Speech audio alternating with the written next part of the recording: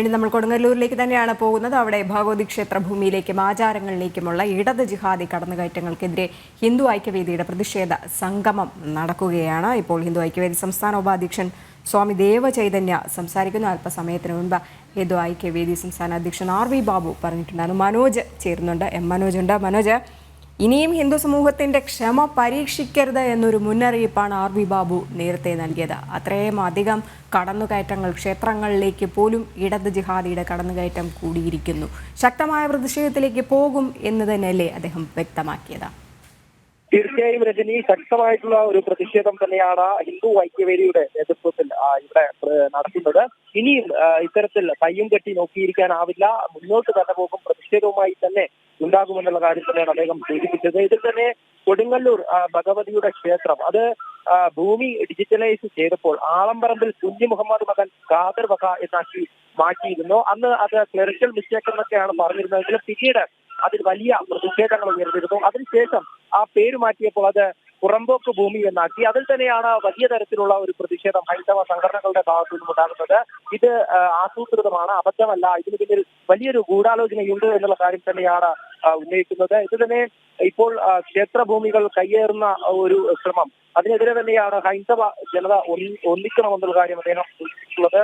ഇത് ഇവിടെ മാത്രമല്ല, കേരളത്തിലെ പല ക്ഷേത്രഭൂമികളും ഇന്ന് കയ്യേറുന്നുണ്ട്.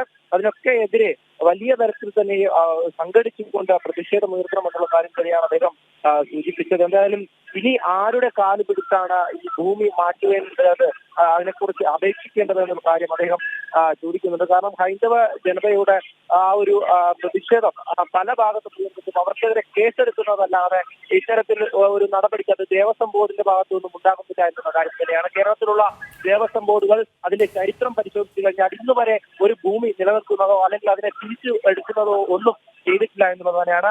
ഈ ക്ഷേത്രഭൂമി സംബന്ധിച്ച പരാതി ആദ്യം തന്നെ ദേവസ്വം ബോർഡിന് നൽകിയിരുന്നു, തുടർന്ന് റവന്യൂ വകുപ്പിന് നൽകിയിരുന്നു. കളക്ടറെ നേരിട്ട് കണ്ട് ഹൈന്ദവ സംഘടനാ നേതാക്കൾ സംസാരിച്ചിരുന്നു. എന്നാൽ അതിലൊരു നടപടിയും ഉണ്ടായില്ല എന്നുള്ളത് തന്നെയാണ്. പിന്നീടാണ് ഇത്തരത്തിൽ വലിയൊരു പ്രതിഷേധത്തിലേക്ക് പോകുന്നത്. ഇതിൽ തന്നെ ഈ വഖഫിന്റെ ആക്ടിന് മുനമ്പം വിധേയമായി കൊണ്ടിരിക്കുന്ന സാഹചര്യം കൂടിയാണ്. ഇത് ഗൗരവമായി ചിന്തിക്കേണ്ട കാര്യമാണ് അദ്ദേഹം പറയുന്നുണ്ട്. കാരണം ഇത്തരത്തിൽ ഒരു സ്വകാര്യ വ്യക്തിയുടെ പേരിൽ മാറ്റിയ ഈ ഭൂമി ഇനി വർഷങ്ങൾക്ക് ശേഷം അത്തരത്തിലൊരു അവകാശവാദമായി വഖഫ് ബോർഡ് എത്തിയാൽ എന്തു ചെയ്യുമെന്നുള്ള കാര്യം തന്നെയാണ്. കാരണം നിരവധി ക്ഷേത്രഭൂമികളും അതോടൊപ്പം തന്നെ മറ്റ് ജനങ്ങളുടെയൊക്കെ ഭൂമികളുമൊക്കെ വഖഫ് ബോർഡ് അവകാശവാദം ഉന്നയിക്കുന്ന ഒരു സാഹചര്യം കൂടിയാണ്. ഇത് തലപ്പള്ളിയിലെ 20ഓളം കുടുംബങ്ങൾക്ക് ഈ വഖഫ് ബോർഡ് നോട്ടീസ് അയച്ചിരുന്നതിനെ കുറിച്ചും അദ്ദേഹം സൂചിപ്പിച്ചു. എന്തായാലും ഇത്തരമൊരു സാഹചര്യത്തിൽ കൊടുങ്ങല്ലൂർ അമ്മയുടെ ഭൂമി അത് മറ്റുള്ളവർ കൈവശപ്പെടുത്തുവാൻ ശ്രമിച്ചു കഴിഞ്ഞാൽ അതിനെതിരെ ഹിന്ദു ഐക്യവേദി രംഗത്തുണ്ടാവുമെന്നുള്ള കാര്യം തന്നെയാണ്. കാരണം ഒരു കാരണവശാലും അത്തരത്തിൽ ഈ ഭൂമി കയ്യേറാൻ അനുവദിക്കില്ല. ഭൂമിയുടെ തണ്ടപ്പേര് മാറ്റി അത് ശരിയായ നിലയിൽ കൊടുങ്ങല്ലൂർ ഭഗവതിയുടെ പേരിൽ തന്നെ ആ ഭൂമി മാറ്റിയെടുക്കണമെന്നുള്ള ആവശ്യം തന്നെയാണ് ഈ പ്രതിഷേധ സംഗമത്തിലൂടെ ഉന്നയിക്കുന്നത്. എന്തായാലും ഇത്തരത്തിൽ ഇത് ആദ്യമായല്ല, അതായത് മൂർക്കനാട് ക്ഷേത്രം അതോടൊപ്പം തന്നെ വടക്കുംനാഥ ക്ഷേത്രം, തൃപ്രയാർ ക്ഷേത്രം ഒക്കെ തന്നെ ഇവിടെയൊക്കെയുള്ള ക്ഷേത്ര കമ്മിറ്റികളിലേക്ക് ഈ അതായത് ഇന്ന് വരെ വിശ്വാസങ്ങൾക്കെതിരെ പ്രവർത്തിച്ചു വന്നവർ ആ ക്ഷേത്ര കമ്മിറ്റികളിലേക്ക് നുഴഞ്ഞു കയറാൻ ശ്രമിച്ചിരുന്നു. അത് ഈ കൊടുങ്ങല്ലൂർ ക്ഷേത്ര കമ്മിറ്റിയിൽ തന്നെ കഴിഞ്ഞ സമിതിയിൽ ഉണ്ടായിരുന്നു. അതിനുശേഷം ഈ ഇത്തരത്തിലുള്ള നടപടികളായി മുന്നോട്ട് പോകുന്നു. ഇതിൽ തന്നെ എന്തുകൊണ്ടാണ് ഇങ്ങനെ ക്ഷേത്ര കമ്മിറ്റികളിലേക്ക് ഈ വിശ്വാസമില്ലാത്തവരെ കയറ്റുന്നത് എന്നുള്ള കാര്യം അദ്ദേഹം സൂചിപ്പിച്ചിരുന്നു. AKG സെന്ററിൽ നിന്നുള്ള ആ ഒരു ഉത്തരവിന്റെ പുറത്താണ് ഇത്തരത്തിൽ ക്ഷേത്രങ്ങളിലേക്ക് എക്സിക്യൂട്ടീവ് ഓഫീസർ ഇത്തരത്തിലേക്ക് സമിതികളിലേക്ക് വിശ്വാസികളല്ലാത്തവരെ കയറ്റുന്നത്. അതിനുശേഷം തന്നെയാണ് ഇങ്ങനെ, അതായത് ക്ഷേത്രഭൂമി കയ്യേറുന്നുവെന്ന് അറിഞ്ഞിട്ടും അല്ലെങ്കിൽ ഈ ക്ഷേത്രഭൂമിയുടെ പേര് ശരിയായ രീതിയിലല്ല എന്ന് അറിഞ്ഞിട്ടും നടപടിയുമായി മുന്നോട്ട് പോകാത്തത്.